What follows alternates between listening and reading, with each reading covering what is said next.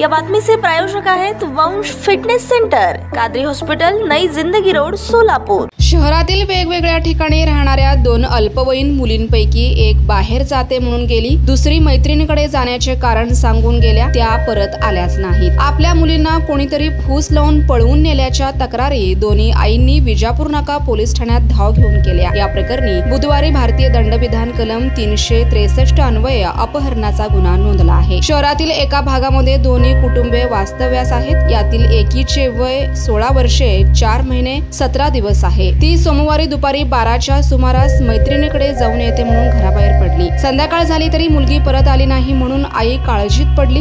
मैत्रिणीकडे नातलगांकडे चौकशी करूनही ती मिळून आली नाही। अखेर पीडित मुलीच्या आईने आपल्या अल्पवयीन मुलीला कोणीतरी फूस लावून पळवून नेल्याचे तक्रारीत नमूद केले आहे।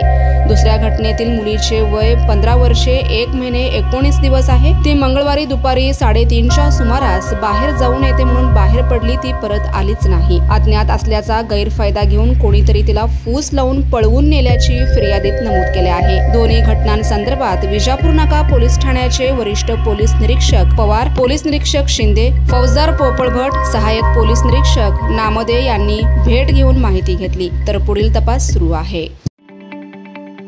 ताज्या बातम्या पाहण्यासाठी प्राईम महाराष्ट्र न्यूज चॅनलला सबस्क्राईब करा।